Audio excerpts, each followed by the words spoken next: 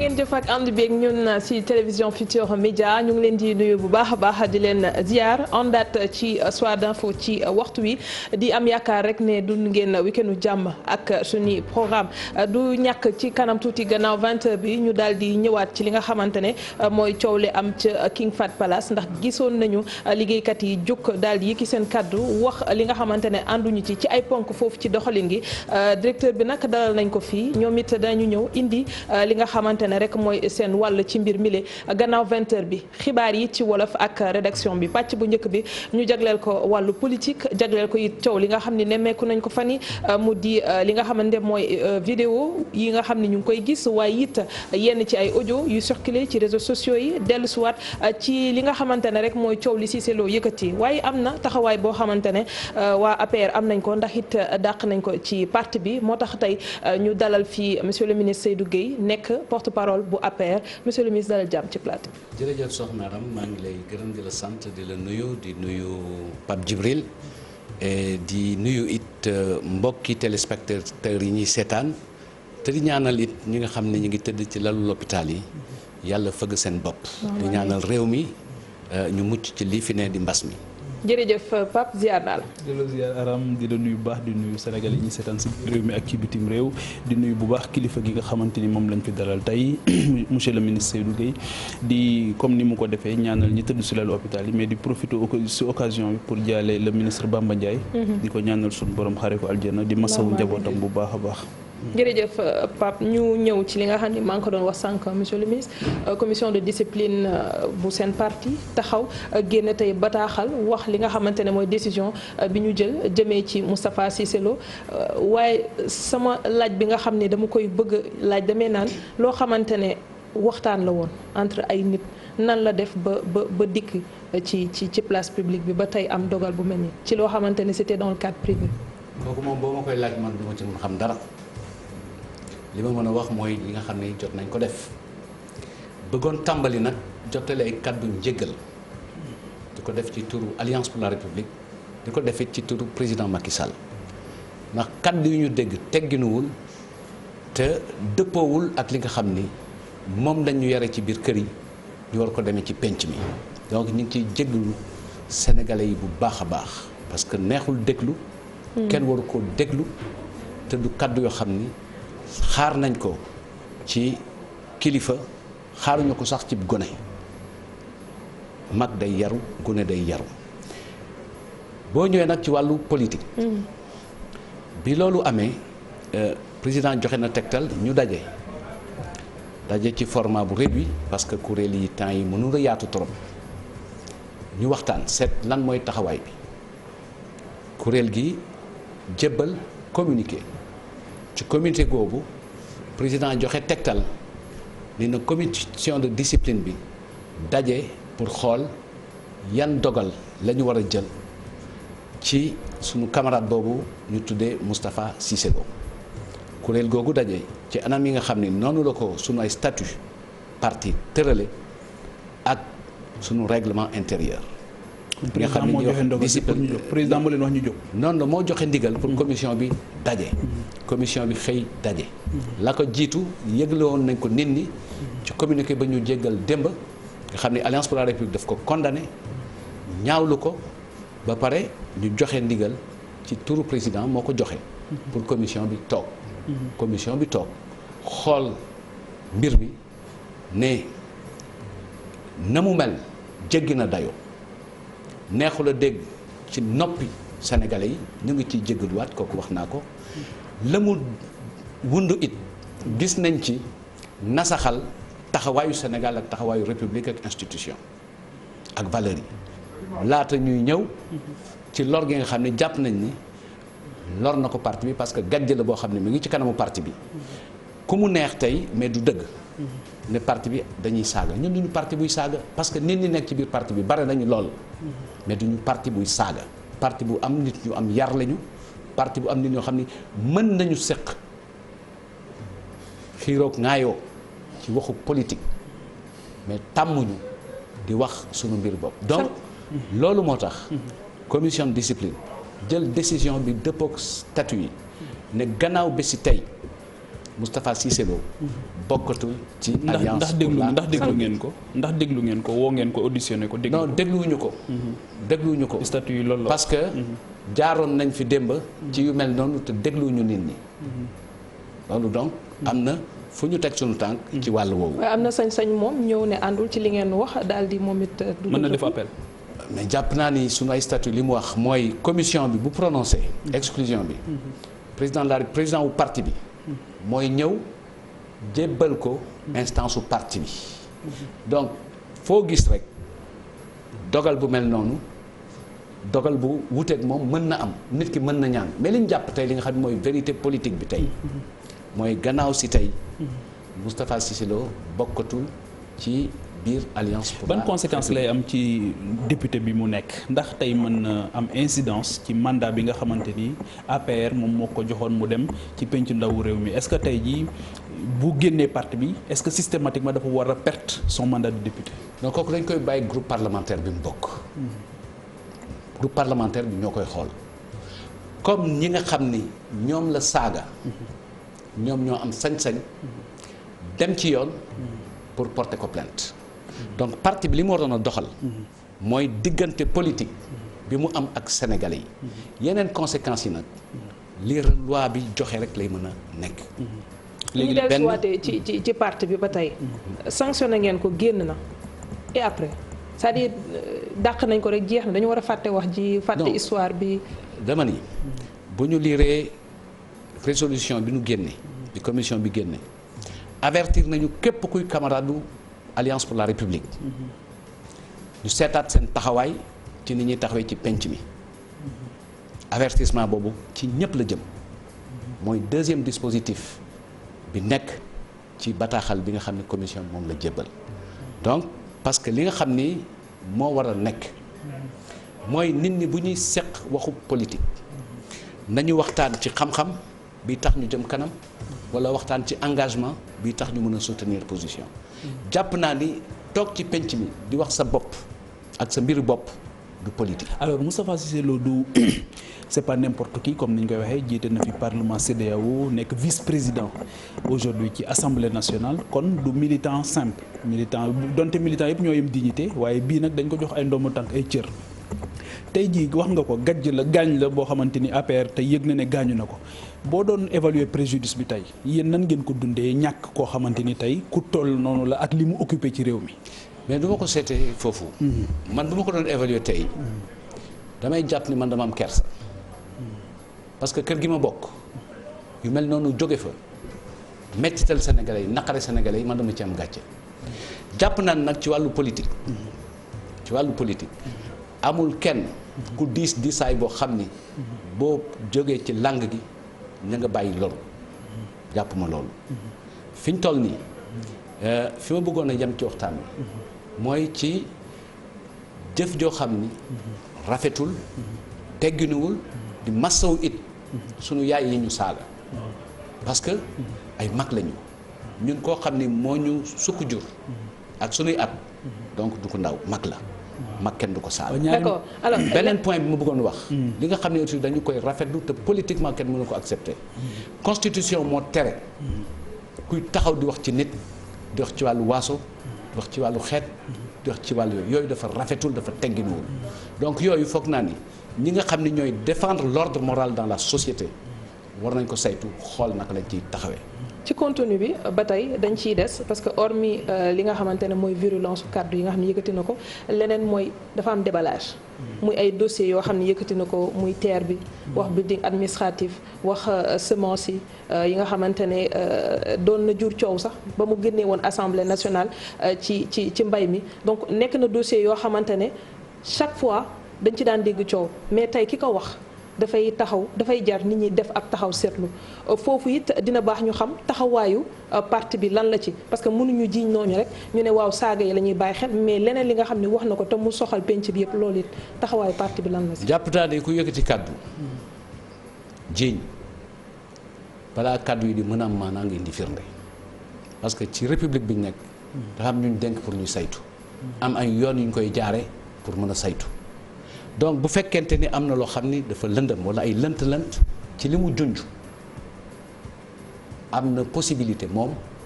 yegg fa yoon nekk. mën nañu xaar procureur autosaisir. jàpp naa ni procureur ci li nga xam ni war na ci autosaisir. wala président yëkkati ko. bu ñu xoolee ci li nga xam ni amoon na fi démb. loolu je parle de l'ordre moral. la défense de l'ordre public. amoon na fi ay mbir yu fi meloon ni ay guddi town mu nekkoon ay kàddu yu tegginul wala ay vidéo yu tegginul. procureur autosaisir. yu mel noonu foog naa ni ci rubrique boobu. laaleewul dara ak politique. la mu laaleel mooy lu tegginuwul ci kaw penc bi. donc foog naa ni ñoom ñi nga xam ni seen métier mooy yoon. war nañ ko def maintenant ci dossier yi ngay wax. kooku it dafa am ay yoon bu fekkente ni da nga nekk ci réew mi. bu Pape Djibril jógee ni woy war nañu seet parce que ñii dañ sàcc. ñu ne dañuy seet. foog naa ni bu boobaa kenn dootul taxaw. mais du Pape Djibril moo wax nag. non dama bëgg wax. mais ki wax du Pape Djibril xam nga ki wax kilifa la. mais ki wax kilifa la. waaw te nurul na ne jege na. mais te li mu wax tamit dafa jege waaw jege. ci séparation de pouvoir taxul a xam lépp. loolu moom mun naa ko sur le principe waaw sur le principe. parce que boo nekkul ci gouvernement am yoo xam ni. wala boo nekkul ku ci doon wut dara wala di ci def dara doo ci xam. donc première chose boo xam ne war nañ ko leeral. donc jege taxul nga mën a yey. li tax nga mën a yey mooy wóoral teg firnde. li tax nga mën a yey mooy nga mottali ko ak tegu fi yoon maye pour ñu jaar fa. mais quand un vice-président monsieur le ministre quand un vice-président de l'Assemblée nationale yëkkati yenn kàddu yi te c'était pas la première fois mu wax ko ci ay xëy na jàpp ne gouvernance bi ni mu waroon demee ak transparence bi sooxe na ci yenn pàcc yi est-ce que tey jii ba ci gàkk-gàkk yi ngay wax noonu mu yëkkati ko teg ko ci ay kilifa donc ci ba ci aide de camp du président de la République du Sénégal est-ce que tamit jotul loolu baax ñu setal ko am na yoon bu ñu ubbeeku am na yoon yu ubbeeku jàpp naa ne ñu ngi ci wàllu saaga yi dégg nañ ñun ñëpp am na ci koo xam ne ñu ngi koy masawu baax muy Yaxam Mbaye nee na s'engagé na ay avocat pour ñu saisir procureur déposer plainte donc yoon président au groupe parlementaire soxnaam tudd nañ ko ci joxe na sommation interpellative wala ubbi na yoon pour dem ci justice foog naa ni noonu mooy yoon bi ñuy leeralee mbir yi parce que bu fekkente ni da nga jiiñ Pape Djibril Fall am na sañ-sañ ci li ko yoon may mu seet ndax di def sommation interpellative wala ndax dafay saisir d'une plainte les autorités judiciaires. mais est-ce que tey tamit bu ñu doon woote Aram junj na ko sànq mooy diffusion ci ay nouvelles yu mel noonu ci nga def ko ci biir ci espace bi gis nañ tamit ki nga xamante ni moom mooy Farba Ngom jël téléphone am ci interview. ak journaliste yëkkati téléphone bi di ko dégtal kàddu yooyu nga xamante ni média bi sax am na responsabilité censuré ko loolu it ci kilifa est-ce que mënoo li nga mën a reprocher kii nga reprocher ko kii wax ak ki jottali. ñaar la ki ñaar la boroom xam-xam yi commencé nañ ci wax ndaxte disposition yu bees yi nekk ci code pénal ci wàllu délit yooyu ak infraction yooyu am na luñ ci wax ci wàllu condamnation ci ki ko def ki ko jottali ak ki diffusé donc foog naa ni tey jii au-delà de ce cas donc dañ koy ñaawlu parce que rafetul jekkul te warul mais au-delà de ce cas foog naa ni réflexion bi ñu ci war a am mooy ñun naka la ñuy dundee ak xarale yu bees yi ak lan lañ koy jëriñoo foog naa ni dafa nekkoon ay jumtuwaay yoo xam ne dañ ko def pour yokk lien social bi ci diggante nit ñi moo tax ñu leen di wooye des médias sociaux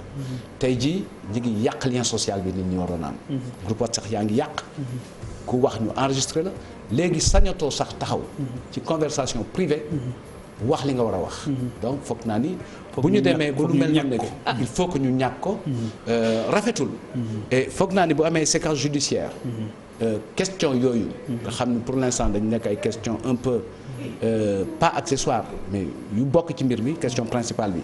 ñi dugal ay plainte wala ñu ko war a dugal yoon ba la ñuy jaar mais juge bi am na pour yeggali loolu parce que loolu lépp bu fekkente ni ubbi nañu investigation wala enquête yooyu yëpp war nañu ko mën leerlu ku mel ni grand serigne de Dakar au-delà de condamnation bi dafa wax it war na am ay sanctions pénales ndax jàpp nga ne loolu lu war la au-delà de ñi dugal seen plainte mais ndax jàpp nga ni si c'est loolu mérito na ñu teg ci kaw ay sanctions pénales mais ku koy yóbbu ci yoon sanction pénale yi procureur moo koy woo wala yow nga porté ko plainte wala man ma porté ko plainte parce que tibu infraction bi ñu wax mais c'est un délit et délit mooy pénal infraction pénale tribunal moo koy joxe. léegi monsieur le ministre. am na ci loo xamante ni aussi man bëgg naa ñu taxaw ko mooy yitte bi nga xamante ni le candidat Macky Sall amoon na ko ci benn gestion vertueuse sobre bi nga xamante ni bëggoon nañ ko waxoon nañ ko Sénégalais yi ñu gisoon ne à un moment donné avec l'ancien régime déploré woon nañ yenn attitudes yi yenn actes yi yenn gisin yi yenn waxin yi tey ngeen ñëw ba ci seen deuxième mandat wala second mandat ñu gis coow li bari na ñu nekk ci crise au milieu d'une crise boo xamante ni le professeur Seydi gis nga lim ci wax yépp tey ci RTS xaw ma démb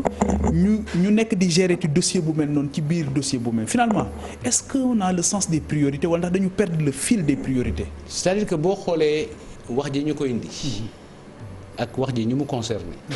mais nekkuñu ci gestion dossier wu état bi parce que ñi war a gérer crise wu Covid bi ñu ngi ci guddeeg bëccëg suba ak ngoon di teel a yeewu di guddee tëdd bu fekkee ni tëdd nañu maintenant problème mu gouvernance jàpp naa ni dox nañ ci ay jéego yu bare bare des na lu bare parce que gouvernance moo nekk question bu complexe boo ko xoolee fi ñu jógee ak li ñu dox am na ñu fi amal maintenant des na ba tey li nga xam ni moo am solo amuñu benn jumte ci priorité yi parce que priorité bi fi ne tey ñaari dimension la mooy naka la ñuy def ba maîtriser maladie bi naka la ñuy def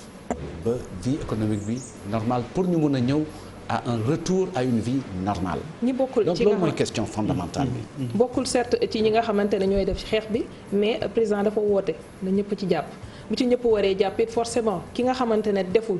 pour jàppale warul def it leneen loo xam ni dina peut-être orienter nit ñi ci beneen coow foofu la ñuy waxee mais leneen dama siy ñëwaat muy ci parti bi. lu mel ni da koo tàmm li nga wax léegi comprendre non dama ne président bu ne na ci ñëpp jàpp. nga ne bokkul ci ñi war a def xeex bi. non dama ni ñi yor dossier yi ñiy gérer laa wax. waaw peut-être santé ngay wax ak. les non spécialistes santé économie yeneen ak transport. moom dafa bokk si yéen. c'est-à-dire ku bokk si yéen. ci li ma jàpp warul am taxawaay boo xamante ni tey dina divertir nit yi. foofu laay waxee ànd nañ ci ak yow. voilà ma ne léegi si biir parti bi yu mel nii coow yi dañ ko tàmm. peut-être que lu mel ni lu bees la ci wàllu saaga yi nu mu diisee mais ay coow wala ay waxante ay wax yu ñaaw dañ koy faral di gis si APR. ñu toll ci loo xamante ne nii chaque fois dañuy interroger wu ci ñi nga xamante ne ñoo ñuy diriger responsabilité tamit parti bi ak président. ci wàll boobu dina baax ñu taxaw si parce que ñi ñuy tànnal di ñu ko tegal ci yenn postes yi ñi ñuy tànnal te ñu jiite war nañ leen xool foofu ndax APR mu ngi dox ci taxawaay boo xam ne tey ñu ngi tàggat ndaw yi wala tàggat responsable yi nga xamante ne ñoo war a jiite. waaw dañu am benn difficulté nag ci société bi mooy ni ñuy defee politique une question fondamentale du APR kese war nañu gën a defaraat sunu taxawaay. monsieur le ministre bokk ma ci moo gën du man kese. non waxuma loolu. bu ma ñëwoon ak yow ci werante damay lim boo jëlee nombre de députés yi nekk Assemblée nationale ñaata nga ci gis ñoom comportement bu mel noonu boo jëloon tey jii ñi nekk ci gouvernement bi yan ministre nga gis ñuy def lu mel noonu donc comme ni ko tubaab bi waxee une hirondelle ne fait pas le printemps mais c'est une véritable alerte pour ñu xoolaat suñu taxawaay ñu ngi koy tàmbalee ci li ma doon wax ci def politique parce que bu fekkente ni politique li la tax nga koy def loo am la ak man la égoïsme yu kawe yu bare dafay exaspérer nit ñi dafa sonal nit ñi. mais est-ce que tamit du fin d'un truc parce que xam nga kii taxaw jamono bu nekk ni def naa nangam bi diwut dama jox sama nangam def ci il attend forcément un retour sur investissement est-ce que tamit nangu bi ñuy nangu kooku joxe nangam ànd ci est-ce que tamit du loolu mooy indi problème à un moment donné parce que nit ki am fitu taxaw laaj li nga xamante ni jàpp na ne moom daf ko investir. man li ma joxe ci politique xam nga nu mu toll. ci Alliance pour la République ak keneen laaj ñu dara. parce que projet collectif bi nu boole moo nu ëpp doole ñun ñëpp projet collectif bi lan la woon. mais loolu mooy tax question aram bi am solo. projet mooy collectif nan la ñuy def ba ñëpp xam ne devoir sacré la responsabilité la waaye xam nga bu fekkee ku ñu fal nga ne président defal na ma teranga gis nañ fi keroog le ministre Amadou Ba toog na fi ne président ji na ma teranga bu ne est-ce que teranga lañ ko war a percevoir wala responsabilité lañ ko war a. responsabilité man heure bi ma joxee responsabilité bu bees ku ma woo di ma félicité dama la wax ñaanal na yàlla ba ma ci génnee set wecc nga door ma félicité parce que yombul. mais ça c'est notre vision de la culture heure bu ñu la nommé téléphone yi dal sa kaw di la yaay kii sa ndey ko liggéey commencé la pare sa ndey ko liggéey yooyu yëpp donc noonu la suñu société mel mais ñun ñoo war a góorgóorlu ñun ñi nga xam ne yàlla dimbali nañu ba ñu ràññeeku. mais yéen ñiy jiite lan ngeen def ngir loolu soppiku. bi ngeen ñëwee xam nga tamit monsieur le ministre entre 22 mars 2009 les élections locales du 22 mars 2009 nga gis le président Abdoulaye Wade ñàkk ville yu bari y compris la capitale sénégalaise y compris la capitale ñu reproché leen ne dañu arrogant dañu yëg seen bopp dañu gisee ñuy reproché gabegie ñuy reproché scandale tey jii est-ce que amuloo yëg-yëg ne parti boo xam day ñëw au pouvoir pour régler problème mu sénégalais yi toog di leen seetaan pour ngeen régler seen i biiri problème ci biir parti bi est-ce que jàppoo ne loolu paradoxe la. non du paradoxe nañ leen àtte APR ak gouvernement bi ci àtte bu juste. àtte bu juste. mooy jéego yi ñu dox mu jëm ci sénégalais yi. bés bu ne la saa su ne la. lii ñëw na dal ci. mais bu ñu résumer toute l'activité et tout ce que nous avons fait à cet incident. sauf que gis nañ fi Moustapha Diakhaté gis nañ fi ñeneen ak ñeneen. mais non je veux dire. est-ce que c'est pas des échantillons représentatifs. boo doon du ma wax ni échelon non représentatif la mais li may wax moo di il faut que ñu bàyyi xel xoolaat sunu taxawaay bu ñu ciy tirer leçon mooy jàpp ni dañ ñoo fal gën a ñoo xam. taxul ñu fal ñu. dañ ñoo woo dénk ñu responsabilité gënuñoo mën yàlla moo ko dogal ci dynamique te ñuy bàyyi xel bu baax a baax a baax fépp fu ñu jaar ba def fa nit a ngi toog jiitu nit a ngi toog tey jiituñu fa donc bu ñu ayee balaa ñuy fegal na rafet donc war nañu xoolaat suñu bopp ñun et ça je ne parle pas de l'Alliance pour la République je parle de tous les hommes politiques. La classe politique. Il faut qu'on change notre mode de présence en politique. saaga yi bare na bataille fratricide à l'intérieur d'un parti bare na. maanaam complot bare na bataille fratricide mooy lan. mooy parti boo gis am na xeex boo xam ne ñi bokk parti ñoo koy def. mais yenn saa yéen ñii day feeñ est-ce que di ngeen ci wax à temps bàyyi woo leen ba gum bi law ngeen doogay wax ci. bu ko defee mu indi coow boo xam ne xëy na bés bu ne bés bu ne. président Macky Sall dëkkal suñuy nopp nañ leen wone ni mérité nañu confiance bi ñu sénégalais yi jox ni ñu koy wone mooy nekk ci seen soxla guddeeg bëccëg te xam ni bu fekkente ni poste lañ doon xëccoo poste yi nekk Sénégal yëpp buñ ma ko joxoon pour waa APR kese du doy du ko mat du doy wala du ma ko dox ñu donc mbir mi foog naa ni ci vision de départ bi la li ñu boole mooy am na lu ñu bëggoon a indi ci coppite ci doxalinu réew mi li ñu boole am na yaakaar bu ñu bëggoon a beesal ci diggante Sénégal bi ak homme politique bi et ñu dugg ci benn moment boo xam ni gannaaw li yàlla di dogal Covid bi indi na ko dafa am benn espèce de retour vers l'État. Merci. nit ñi jàpp ci état yaakaar ko donc loolu la ñu war a suuxat te wàññi suñu xiiroo ak ngaayoo di jéggalu sénégalais yi bu baax a baax. Merci ci jëfin yu mel nii. Merci beaucoup monsieur le ministre nañu ñëwaat ci moom ci kanam ñu dem seetaan publicité.